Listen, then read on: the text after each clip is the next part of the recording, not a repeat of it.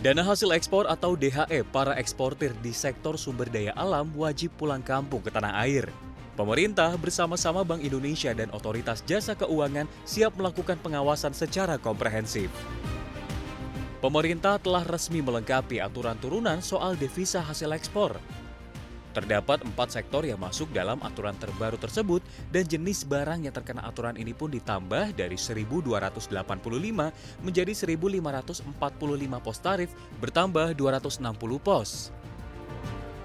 Batas minimum nilai transaksi ekspor yang terkena kewajiban DHE paling sedikit adalah $250.000 Amerika Serikat atau setara dengan itu, dan batas devisa hasil ekspor yang harus ditempatkan di dalam negeri sebesar 30% selama minimal 3 bulan sejak penempatan dalam rekening khusus devisa hasil ekspor sumber daya alam.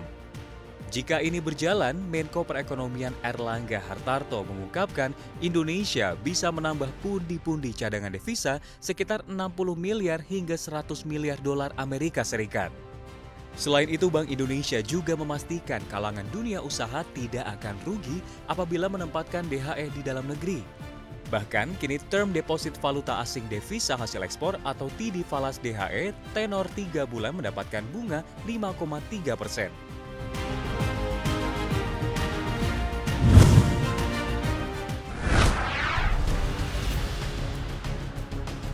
Menteri Pekerjaan Umum dan Perumahan Rakyat Basuki Hadimulyono mengungkapkan ada 6 investor atau penanaman modal dalam negeri yang akan melakukan groundbreaking di ibu kota negara pada Agustus 2023.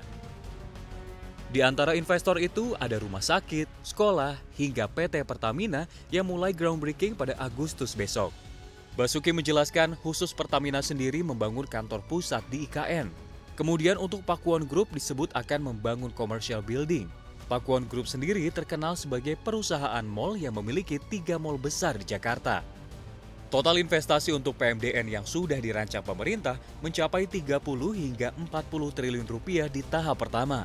Menteri Investasi sekaligus Kepala BKPM Bahlil Lahadalia menyebut investasi tersebut sudah dalam tahap menuju realisasi.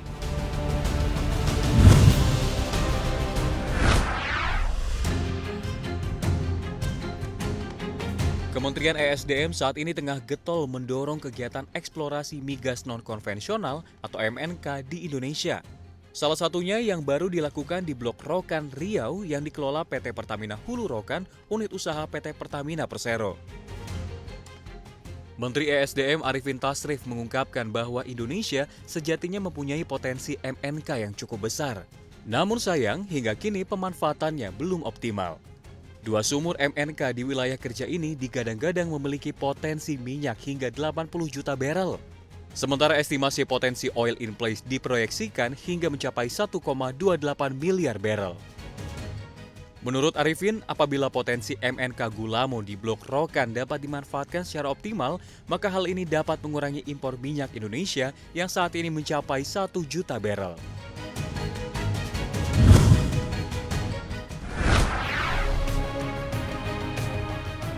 Bank Sentral Eropa (ECB) kembali menaikkan suku bunga sebesar 25 basis point menjadi 3,75% dan sentuh rekor tertinggi yang terakhir terlihat pada akhir tahun 2000.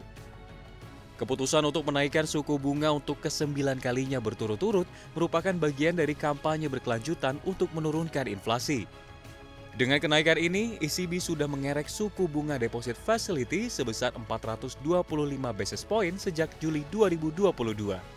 Kenaikan suku bunga sudah diproyeksi pasar, mengingat ECB berkali-kali menegaskan akan menaikkan suku bunga pada bulan ini meskipun inflasi terus melandai, namun masih dalam level yang terlalu tinggi.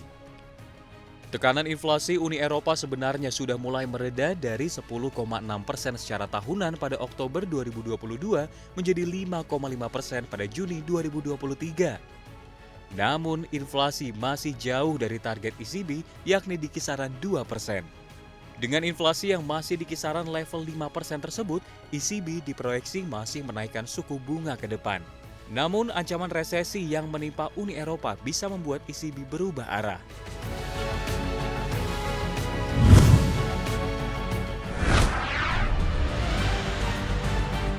Perekonomian Amerika Serikat menunjukkan tanda perbaikan. Departemen Perdagangan Amerika Serikat merilis ekonomi negeri paman Sam pada kuartal kedua tumbuh 2,4%. Angka tersebut jauh lebih tinggi dibandingkan kuartal sebelumnya yakni 2% ataupun ekspektasi pasar 1,8%. Pertumbuhan tersebut juga menunjukkan jika ekonomi Amerika Serikat masih berlari kencang dan jauh dari resesi di tengah serangkaian kenaikan suku bunga The Fed. Membaiknya perekonomian Amerika Serikat ditopang oleh investasi domestik swasta yang meningkat 5,7% setelah jatuh 11,9% pada kuartal pertama. Serta pengeluaran pemerintah meningkat 2,6%. Amerika Serikat juga mengumumkan data klaim pengangguran. Jumlah pekerja Amerika Serikat yang mengajukan klaim pengangguran Amerika Serikat menurun 7.000 menjadi 221.000 pada pekan yang berakhir pada 22 Juli lalu. Jumlah tersebut adalah yang terendah dalam 5 bulan terakhir. Namun sayangnya, kabar baik dari dua data positif tersebut menjadi sinyal jika inflasi Amerika Serikat bisa sulit turun ke depan. Akibatnya, harapan pelaku pasar melihat pelonggaran kebijakan The Fed bisa semakin jauh.